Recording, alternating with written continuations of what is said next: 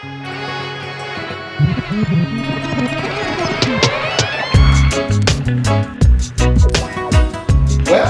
it's been about 2 months since I made an appearance on a YouTube video.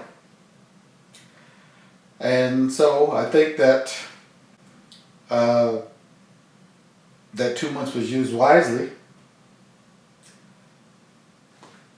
Not only am I an MD, a neuropsychiatrist, a naturopath, a nutritionist, and now an herbologist, or finishing up my studies in herbology. So that's what's taking me away from making videos, which is a good thing because then I have time to think about things, ponder things, and work things out. But before we get started, your health teacher is your preacher. That's none other than Dr. Z. Never fear, Dr. Z is here. I'd like to wish everybody peace, power, prosperity, and most of all, love to you and your families. Let's get rocking and rolling. So I guess the most pertinent question to ask is, well, what did you learn in the last 2 months? Well, let's talk about the first thing. That would be that there's no way that I'm going to be a vegetarian for long periods of time. Short period of times, yes, I think it's healthy. Yes, I think you can lose weight that way. I think you can clean your body out. Obviously, I recommend going on a 100% raw food diet if you're going to do detoxification with water and some select herbs that help open up your GI tract, that help open up your liver, and also help with the lymphatic system and your kidneys, and obviously your skin as well, so you're sweating. So yes, the experiment in vegetarianism didn't turn out too well because it didn't last that long. It lasted about 3 weeks, and I'm like, my body was craving not protein, not even animal fat, it was craving fats, especially saturated fats and medium chain triglycerides, which you find, my main source of that's avocados, coconut oil especially, and so I think those are good things. There's a thing called MCT, medium chain triglyceride oil, that you can buy, but to me that's getting the further and further away you get from nature, the more the body's going to have issues with it. So yeah, the vegetarianism issue, and not wanting to kill animals and wanting to subsist on just fruits and vegetables alone, I wasn't ready for it. I wasn't prepared for it, and I think most of us would not be ready or prepared for it, other than for shorter periods of time. I really believe that at some point in time you're going to need some animal flesh to get those saturated fats. Also butter, grass-fed, grass-finished, raw organic butter. It's also a good source of saturated fats. And there are certain vitamins that just don't get absorbed without a fat matrix. You can't make cholesterol, you can't make triglycerides without fat. And some of these things are extremely essential, especially to the nervous system and other organs of the body. So that's what I really craved, and that's where things kind of caved in. However, that said, still I believe in a diet that is 75% raw food, 25% other. What that other is, you're going to have to play with. You're going to have to be responsible with it. And there are times where I go 100% raw food, 100% fruits and vegetables in a day, and there's other times where I go 50-50. I never go 100% on the other side where I'm just eating meat, cheese, eggs. I don't do any dairy, obviously. Cheese, raw organic cheese on occasion. It's rare, and but I do need that animal fat until I find another substitute for it. I know now a lot of vegetarians who claim to be vegetarians were in fact not vegetarians. I know a lot of vegetarians who were vegetarians and went 10, 20, some of them, I think Jennifer Daniels went 27 years and then completely crashed. And what resurrected her when she crashed from a vegetarian diet was liver. Yes, an animal organ. So take it for what you for what you will. When you go on a vegetarian diet, you will need vitamin B12. You will need some kind of K2, and you'll need a way of still supplementing with superfoods and super herbs to make sure you're getting the correct minerals, especially magnesium. So that brings me to the so yeah, dietary wise, I was already doing the right thing before I went vegetarian, and now I am proud to say that I'm not 100% anything. 75% raw foods, raw foods. That's fruits and vegetables, some nuts, some seeds, and then 25% other. And that other 25% will include some animal products. Will include some butter, grass fed. It will include organic meats, and this is the situation with me personally. I'm not going to be able to do vegetarianism. I think the last time I lasted 90 days, this time a little less than 21 days, almost 30 days. And then just the pull to get the fat. I don't think it was the protein. I don't think it was anything else other than the body needing fat. And when I gave it the fat that it needed, the satiety centers in the brain shut off immediately. So I could eat a fatty meal in the morning.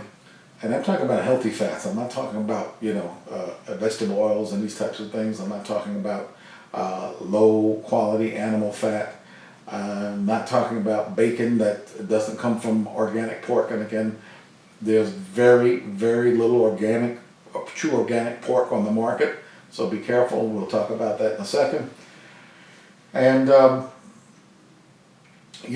there's ghee. Which is clarified butter, and there's olive oil, which I can use, but I never cook with it anymore. I just use that to make my salad dressings, and I've learned that really absorption of a lot of the beta carotenes and some of these vitamins have to have a fat base to it. So you want to eat your salad with some fat, the meats, the olive oil, etc. So let's move on to what else did I learn. Because obviously the vegetarian diet is not for me, but that's because it's 100% vegetarian, and I'm not going to be 100% vegetarian. At least I learned that lesson the hard way too. The second thing that I learned is we got to choose quality in pretty much everything we do. We cannot choose second best. We cannot choose third best. We've got to choose the best that we can get, the best that we can afford. We've got to make the right choices in relationships and get the best relationships, quality relationships, or have none at all. That is important. And when it comes to food choices and nutrient choices for the body, we have to have nutrient dense, high quality fruits, vegetables, superfoods, super herbs, and water. So let's just use water for an example. What's the lowest water right now that we can get, other than the acid rain that's pouring from that gets into the ground and becomes muddy and dirty and full of fungus and toxins? Now I'm talking about drinking water. Would be the tap water. Like David Wolf says, he says we don't even know what this stuff is anymore. There's so many things coming into the water supply, so many things being recycled, so many particulate matters, total dissolved solids. pH of the water is nothing like the highest form, which we'll get into a second. So tap water or tap liquid, unfiltered, is a no-no. What's second best is tap water that would be filtered, right? And I have a water filtration system just on one faucet that is a 4-stage, takes all the total dissolved solids out, leaves most of the minerals in, alkalinizes the water, adds some minerals back to the water, and gives the water a slight alkaline pH. Most people that I see using these water alkalinizers are trying to drive the pH naturally up to 9, 10, 8. Actually a lot of spring water is slightly acidic, 6.8, 6.9, and I've talked about that before. 7.0, 7.1, 7.5, you start getting into 8, you get into, high alkalinity, which probably, is all right from time to time, but not good enough all the time. So you want to try and keep your water, you don't want to artificially alkalinize the water too much. So on my water filter, I have the alkalinity turned down to the lowest setting, which is number 1. So that gives it the least amount of alkalinity. I think if I measure it, probably measure it out to about 7.5, 7.6, which is fine. We don't need, high alkaline water. We need minerals in the water, but then again, if it's tap water, it's better to be without the minerals, and that's why the next water would be distilled water. Because distilled water just takes the tap water and just takes everything out. Minerals, everything gone. So you're basically left with a dead water. You remineralize it with some salt, obviously sea salt, natural sea salt. I find that the Icelandic sea salt, the New Zealand sea salt is very, very pure. Again, there's the stuff from France that I have off the French waters that's excellent. And then there's also the rock salt, which is okay. But you don't need much. You just need a little bit of that to kind of restructure, remineralize the water. Also, you can use crystals, like quartz crystals. Make sure they're very clean, make sure they're energized. You can put that in there for a while in your distilled water. That will give it some structure and some vibration and frequency. Remember, water actually can respond to your intent. So when you're giving off that love energy, the water will pick that up and absorb it and reflect it back to you. And when you're drinking it, obviously it gives you a harmonizing energy within the water, so you can get the structure from the water. So I recommend for a lot of people, because it's cheaper, to get a water distiller and then just remineralize the water and reharmonize the water. There's other things you can do with the water. You can magnetize the water. You can vortex the water. Please go look at that. That's a discussion for a whole another higher level of physics and water. But yeah, vortexing water is a real excellent way of adding particular energies to the water, frequency, vibrations to the water, so that the water comes up to the highest level that we can. So the next one would be, I would probably put this below distilled water, is filtered water in a bottle, which a lot of times is tap water in a plastic bottle. I don't recommend plastic bottles because they are at the water bottling plant. They blow the bottle right there on the plant. Before it has a chance to dry or degas, the water's poured into it, it's sealed up, and boom, and here we are drinking, BPAs, phytophthalates, and all kinds of other plastic toxins, estrogens, and the list goes on and on where these toxins can sneak in. So I don't recommend water in plastic. The next one up obviously is spring water in a plastic bottle. The next one up would be spring water, natural mountain spring water in a glass bottle, which is typically what I will try to drink most of the time. I'll cook, make teas and things with my alkaline water or my distilled water, but I will try to drink mostly mountain spring water in a glass bottle. And I've had a couple of videos where I've showed you a couple of brands, Aquapana, mountain spring water from Arkansas that they have at Whole Foods, and a couple others. And these things come from deep under the ground. They come up the mountain, they actually fight gravity. That's why they call it a spring, because the water's springing up and then comes out on the top of the mountain. Now, the best water is to go find your own spring that's clean and tested, and then use that, because that's the cleanest, purest, highest vibrational, highest frequency water, and the way obviously nature intended us to drink it, right, was from directly from the spring. I think there's a website called findaspring.com that you might be able to find a spring in your area that's close enough for you to get to and get the water for free. There's a significant amount of people doing that. You can make a day out of it, hike, take your backpack, hike, take something that you can use to fill up maybe a 5-gallon jug, and then come on back with natural spring water. That would be the best. But again, it's for me, where I live, my lifestyle, it's unrealistic for me to go back and forth to a spring on a consistent basis. But the spring water in a glass bottle, so when we talk about choosing quality, and I just use water as an example. Food. If you're going to eat meat, you have to eat the highest quality meat, and that's why you're not going to eat so much meat, because high quality meat is very, very expensive. I don't care if it's pork, I don't care if it's bacon, I don't care if it's steaks, I don't care if it's beef, I don't care if it's chicken, turkey. It doesn't matter. What matters is the quality of it, right? What are these things eating? How were they raised? Were they raised outdoors? Is it ethical? What were they fed, right? A cow is supposed to eat grass, so the term for beef eating should be grass-fed and grass-finished. Because a lot of times you'll find that cows are grass-fed, and then the last couple of months to fatten them up, they put them on the grains, right?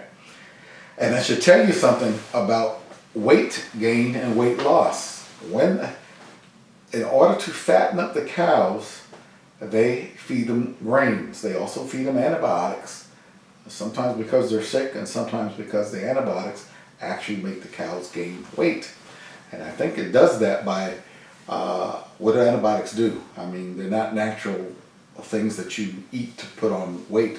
No, it disrupts the gut biome of the animal, and changes in the gut biome, i.e. the good bacteria in the animal's gut, in your gut, my gut, is disrupted by those antibiotics. It's disrupted by some of these grains that have been sprayed with glyphosates, atrazines, and other toxic pesticides, Roundup, to make it so that they can get more of a haul. Genetically modified, obviously, is a no-no, but they feed it to the animals and put it in the feed. And so this is why, if you're going to be responsible, you're going to eat organic, and you're going to eat grass-fed, or you're going to eat whatever that particular animal is. You're going to number one, you're not going to eat a ton of it, and you're going to eat. You're going to make sure it was raised ethically, and you're going to make sure that it was given what its natural diet is supposed to be, or just pass. And so this is why I went vegetarian, at least did the vegetarian experience, because it was becoming increasingly more difficult to find high quality meat, or high quality dead flesh, as Dr. Robert Morse likes to call it. But I really, really think that Jennifer Daniels was very honest when she came out and said, yes, she crashed after 27 years. So, if you decide for ethical reasons, because it will be health reasons, for ethical reasons to go 100% vegetarian, you really have to do your research. You really have to do your supplementation program perfectly, and you really probably should get blood work done at least once or twice a year, just to make sure that everything is okay in terms of your levels. What's the next thing that I learned? Okay, that was quality. So quality. The next thing I learned is about mineral deficiency.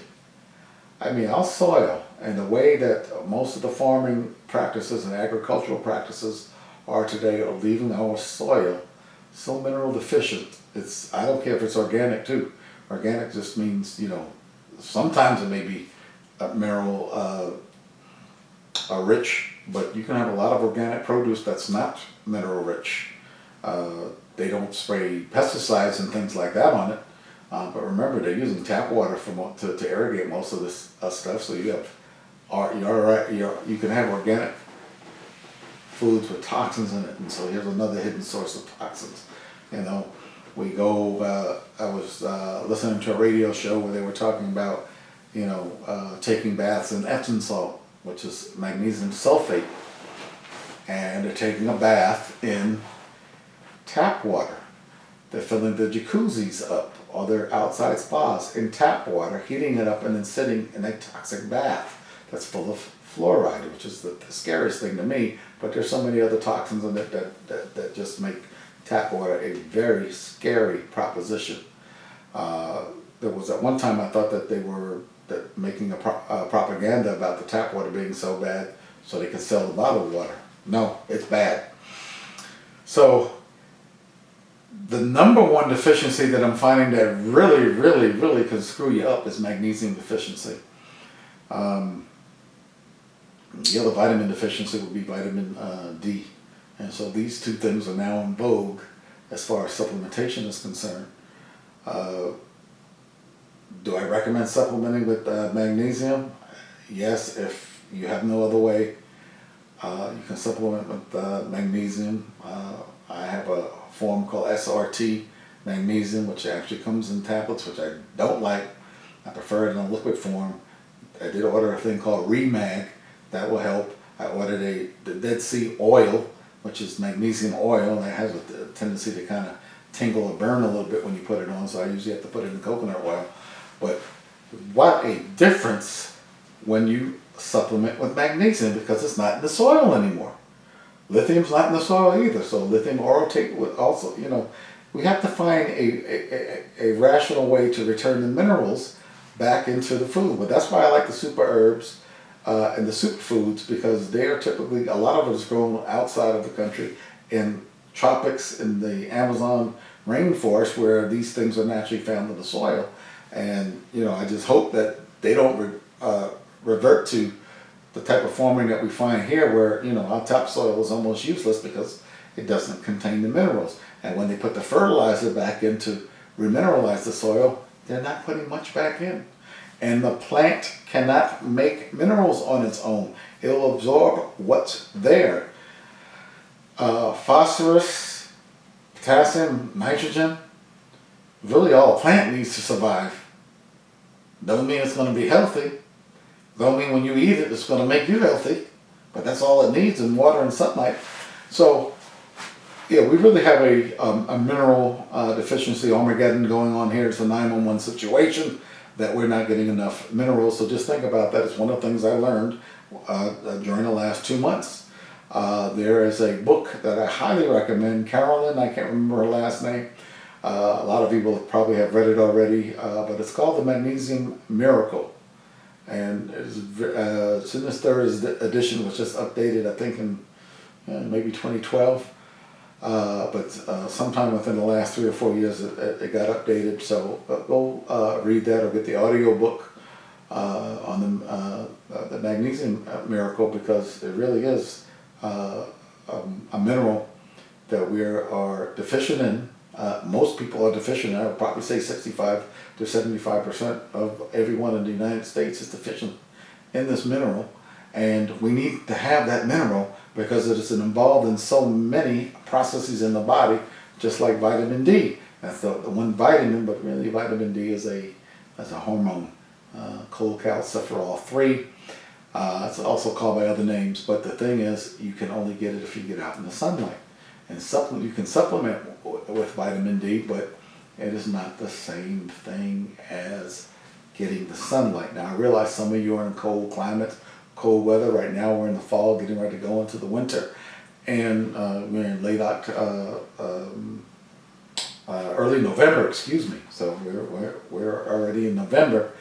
And the days are getting shorter. The opportunity to get sunlight is shorter, but please take every opportunity you possibly can to expose your body to at least 30 minutes of sunlight every day. The darker your skin, the more sunlight you need, because the melanin actually is designed to block out the rays of the sun, which will activate your vitamin D. So the darker your skin, the more sunlight you actually require. The lighter your skin, the less sunlight you will require. And that's just a fact of life and physics. So vitamin D, in order for it to do what it has to do, and it needs magnesium. I mean, there are so many neurological issues with magnesium, that neurological processes that require magnesium. There are so many, your adrenal glands need a copious amount of magnesium. Your thyroid gland can even function without magnesium, and of course iodine. But magnesium really, I think, is a forgotten element, and I think probably we should try to find a way to supplement with it. I don't recommend too many single isolate supplements, but magnesium may be one if you can find the ionic liquid magnesium, the magnesium oil. You can find that on Amazon. I'll try and if I remember when I edit the video to put a link to the magnesium oil, because most people don't know about that, and the SRT magnesium that I use, which is a slow release time formula for magnesium. Magnesium citrate, magnesium sulfate, and some of these oral magnesiums, when you take them, you end up with a lot of diarrhea. That's why when you're using the liver flush, you take magnesium sulfate, 24 ounces throughout the liver flush, and it creates a ton of diarrhea. But it also, the magnesium is also a dilator, so it's dilating the ducts, the common bile duct, the liver duct, the bladder duct, so that these things open up and allow these stones and sludge to pass through at a fast rate. So we use magnesium as a detoxifier, but also in the blood it is a detoxifier. Also in the lymph system it is a detoxifier. In the heart you need magnesium to create the proper rhythm. Magnesium is in an interplay with calcium and potassium, magnesium, all in this interplay. But really magnesium is the thing that forces calcium out or in. And if we have too much calcium inside of the cell, especially like say a muscle cell, you can get cramps, you can get ticks. People that have these little ticks in their eyes, I used to have that when I was in medical school, couldn't figure out what it was. Magnesium deficiency. Little ticks is little, muscle, your muscles are kind of spasming a little bit. That's all likely magnesium deficiency. And if you go to the doctor, what are they going to tell you? Oh, you need calcium. No, that's the last thing you need. Please do not supplement with calcium. We got plenty of calcium, just like we got plenty of protein in the standard American diet. We do not have enough fruits and vegetables. We do not have enough minerals. And we do not have enough pure, clean water. So no supplementation with calcium that is not necessary. I mentioned the body actually has the ability to turn silica, and this is just recent that we're finding this out, and convert it into some calcium as it's forming bone. And so horsetail and nettle root, those are the two, comfrey as well, bone knit, and a couple others that are really, really good in giving you that silica boost for the bones. And you don't need to take Boniva, and you don't need to take calcium supplements. They will actually do you more harm than good. No calcium supplements, but yes, magnesium, we likely need to find a way to supplement more of it. And if you get a magnesium level done, it has to be an RBC magnesium level, because we need to talk about intracellular magnesium. The serum magnesium levels really fluctuate and don't mean much. It's the tissue magnesium levels that really count. So we can do what's called an RBC lab test. That lab test goes for about $49, so it's not so $50 is not that expensive. You can send it off to the lab and have them take a look at your magnesium. But like I said, most of us need to supplement with magnesium. You try and get it in as natural as form as you can. You also go do your research. What foods are high in magnesium? Try and get those.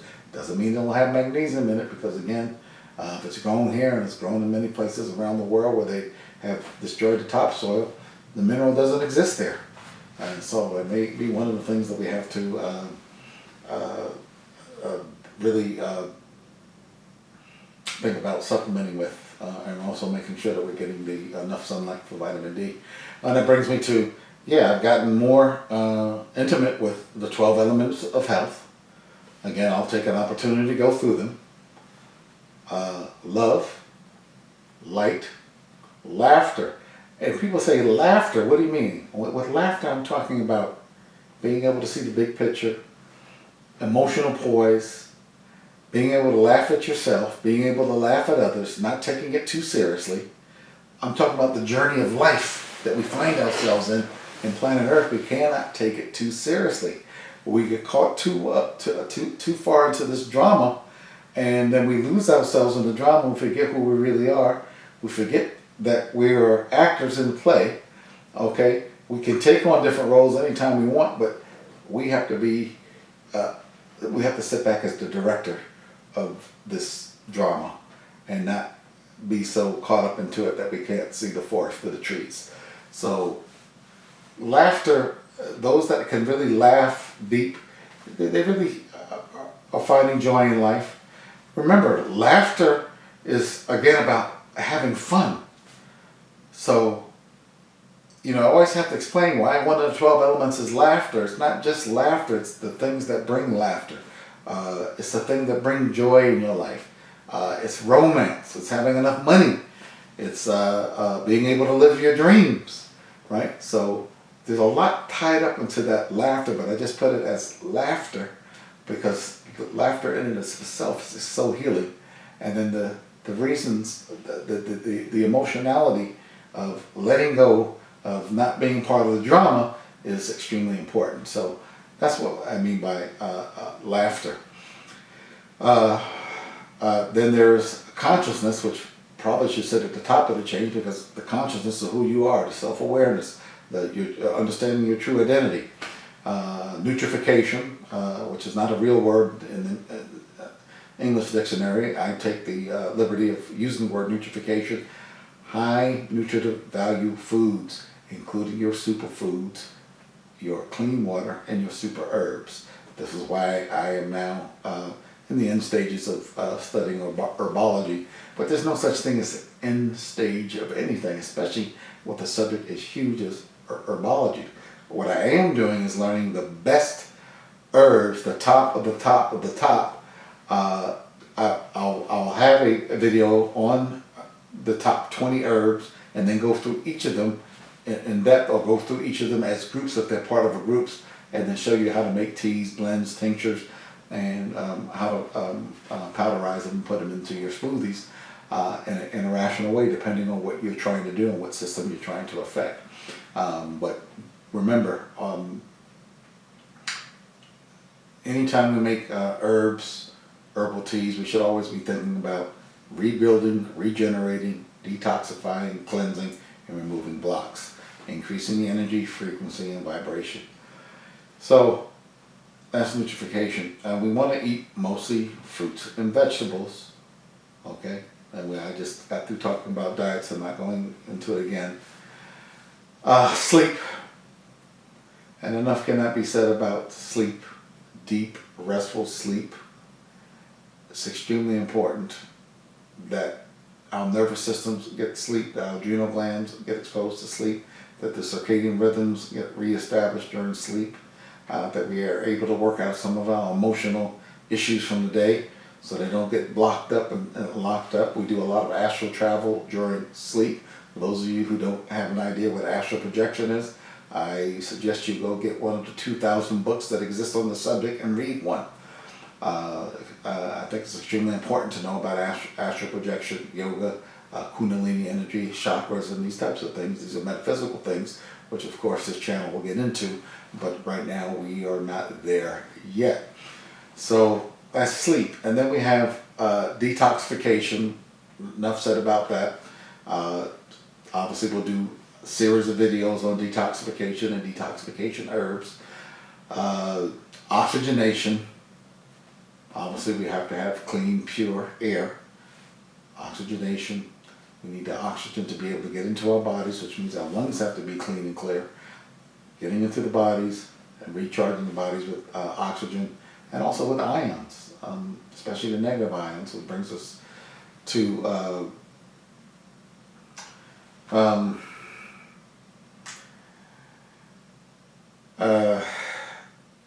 alkalinization. We talked about when I was talking about the water, that we want to eat an alkaline-rich diet, and that's really the fruits, the vegetables, and the clean, pure water. The meats are by nature acidic, but they can be counteracted, and that's why you never eat meat by itself, but you don't eat meat and fruits together either. You eat meats and your salads together, and that's a good combination. Obviously more salad than meat. You don't need a lot of meat, but the body does require the saturated fats and some of the protein. And some of the vitamins and minerals that you'll get in some of these red meats like B12 and the vitamin K2s and some of the things that you don't get in a vegetarian diet. I mean, if I look at the Creator and I look at genetically how we've been programmed, if you eat a 100% vegetarian diet, you won't be healthy in the long run. And I know most people don't. If you just eat a raw food or vegetarian diet, you will not be healthy in the long run without at least supplementing. Okay, with vitamin B12, vitamin K, and some others, some essential fatty acids, etc. So even though we can get probably 80 to 90% of what we need from fruits and vegetables, you can't get it all. And that's why I say 75% raw foods and 25% other. Really, really, really shy away from these sugared water, processed sugar, processed white flour, white rice, pastas. We don't need that type of carbohydrate load. It can be very detrimental to us, especially if we eating carbohydrates with fat. So that's another thing that I learned. The fat should be eaten with vegetables and not with, I would say I know vegetables are carbohydrates, but we're talking about the green leafy vegetables, the tomatoes, the spinach, the arugulas, the lettuce, carrots, celeries of the world. That's what I'm talking about. So yes, those are carbohydrates, but it's a different quality of carbohydrate. And remember about quality. So these refined potato chips. I actually tried to find healthy potato chips that were cooked in coconut oil. That didn't work. So, and you definitely don't want to be. You don't want to give your body a carbohydrate and fat load, because what that's going to do is shoot your insulin levels up. Your insulin is then going to tell the fat to go into fat storage, and that'll tell the sugars to go into the liver, into the muscle in the form of stored glycogen. All right, and then eventually, once those reserves are filled up, it'll take the sugar and convert it into fat. That's what insulin does. So insulin can be a disorder of, or lack of, or diabetes, or syndrome X, which is pre-diabetic, which is all about insulin resistance. Of course, type 1 and type 2 are different. Type 2 is about the insulin resistance, which is what most of us are facing in this country as far as diabetes is concerned. But there's quite a few of us with type 1 diabetes too. But the insulin resistance enigma is something that I will do a separate video on, because it's that important. So we will do a video on insulin resistance control, or IRC, as the Body Mind Institute calls it. So what else do we have? We just got through alkalinization. So the other one is hydration. When we talk about water and the need for hydration, especially at the cellular level, using a little bit of, you have to have the minerals with the water, because that drives the water into the cells, and the water needs to be structured. It doesn't have to be super structured, but a little bit structured. And when we talked about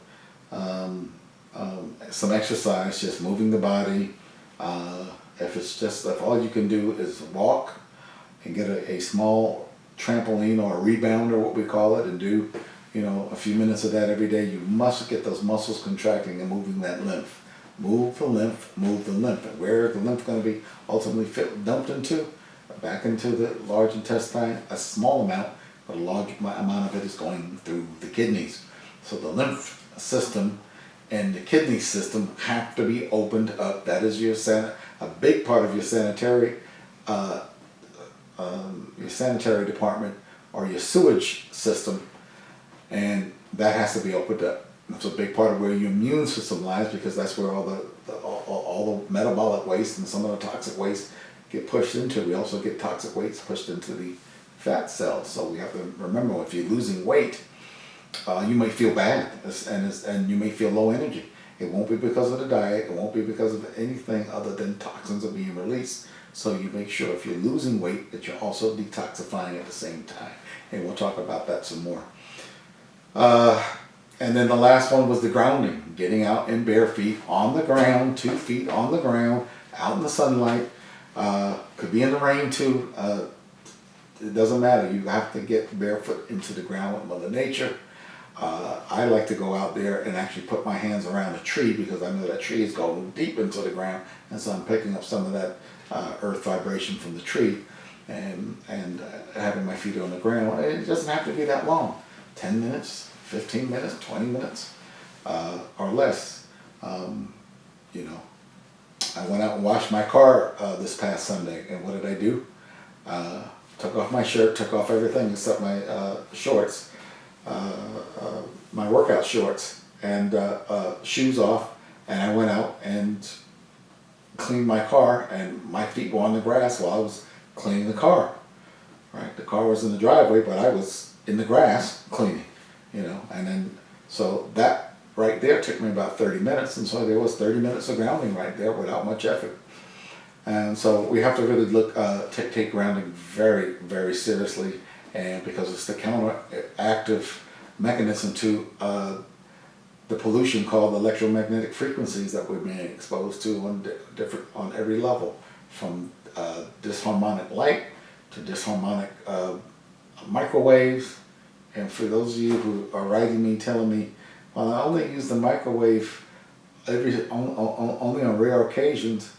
No, there shouldn't even be a microwave oven in your house. I just don't see the purpose of microwaving anything.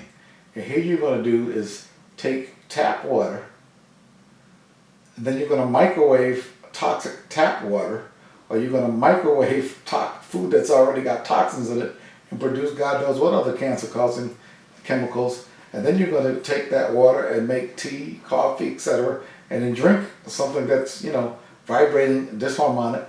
You put it in your body, and then you wonder why you got cancer. You wonder why you can't hear.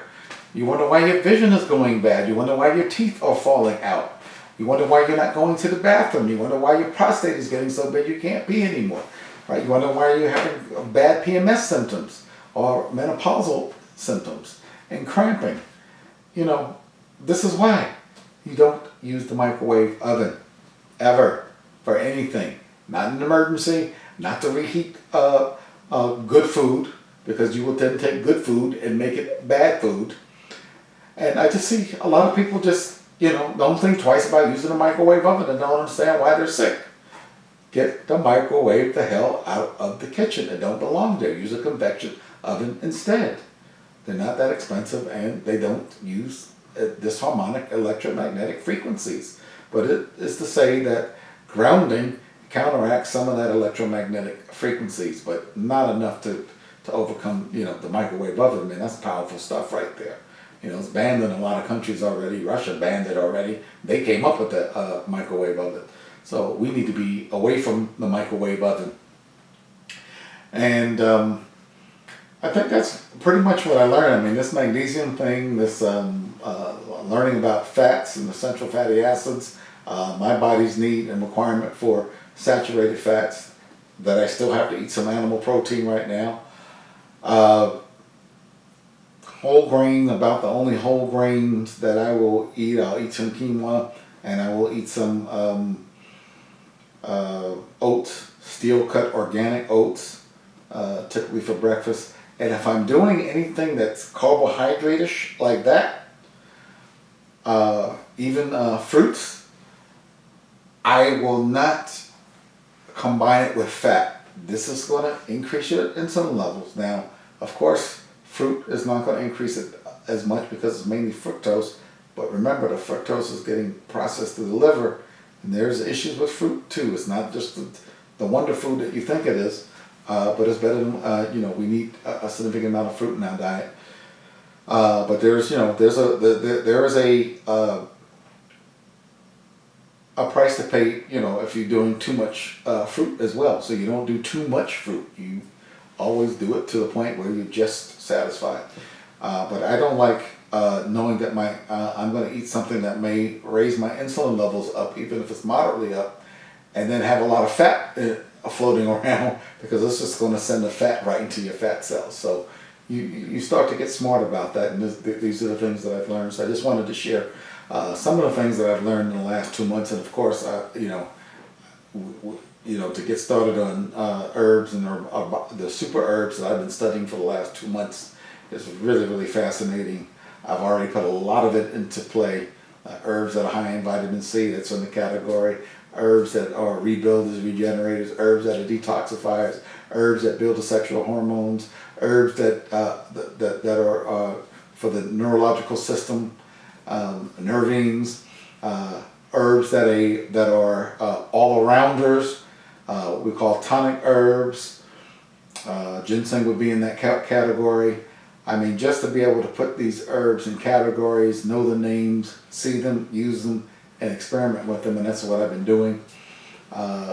Being able to make a chocolate with these herbs, natural chocolate, dark chocolate, with the herbs into the chocolate so that the chocolate serves as a carrier molecule, learning how to use good organic coffee, and I'm not a coffee drinker, but after I've done read the Bulletproof Diet, and you can now use coffee, good organic coffee, not strong coffee.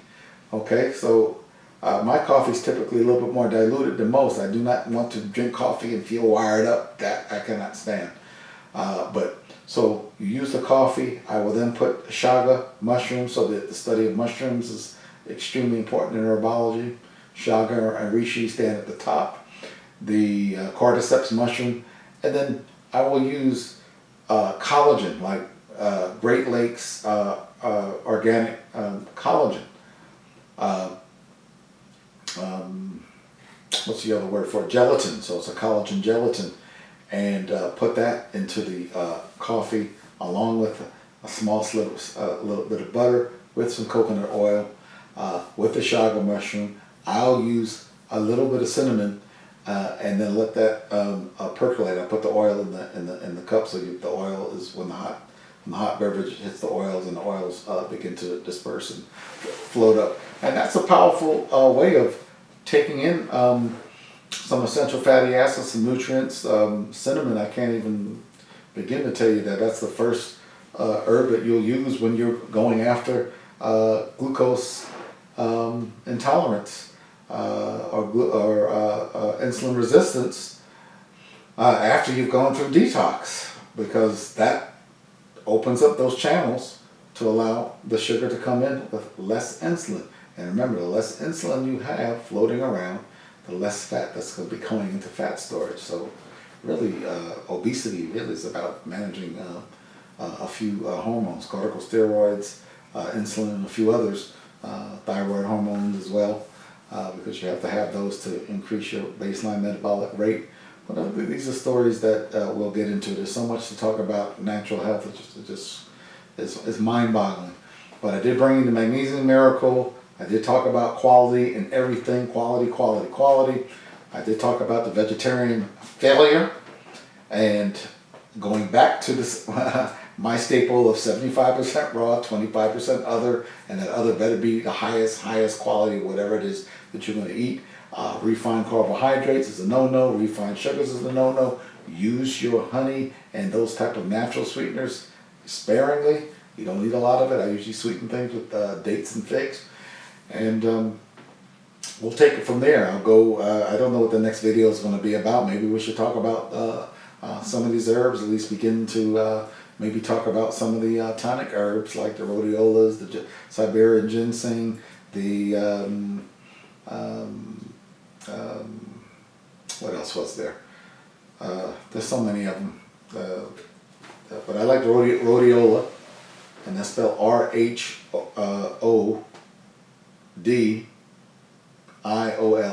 rhodiola. Obviously ginseng, I like the Siberian ginsengs. Maca is also a tonic herb, so M-A-C-A, maca. And then I have oh, I can't remember the one that starts with a C. It'll come to me, but we're going to do one on just adaptogens like those I just mentioned, and maybe that'll be the first video. So why don't the next video I do one on adaptogens. And please throw away the microwave oven. Throw away the microwave oven. I don't want another email, another phone call, another, hey man, I'm doing everything right, but you know, I'm heating my water in the microwave. How am I going to help you if you won't help yourselves? Go do the research. Anyway, folks, I'm going to end this. Peace, power, prosperity, and most of all, love to you and your loved ones. The next few videos will be short. They will be sweeter now. I'm also going to do some product reviews and some things that I think are helpful, and not only in terms of exercise equipment, bags for hiking, camping. We need to get back and reconnected to nature, and so I'll be bringing you some of those videos of the equipment that I use and that I find helpful, and that I think are made by reputable companies that we want to support. Remember, we vote with our dollar bills. Doesn't matter who's in office, doesn't matter what those clowns are doing, it matters what your vote is actually what you spend your money on. So when you're going to spend your money on Kellogg's Corn Flakes and Captain Crunch and white sugar and white flour, they're going to keep giving it to you, and you're going to keep getting sick. Vote with your money and vote smartly if you want things to change for the better. With that, I'm signing off. See you later, and I hope everybody has a productive learning experience between now and the next video. So this was just kind of a primer to get things back up and running again. All right, thanks for watching, and I'll see you next time, and hopefully next time will be very soon. Bye-bye now.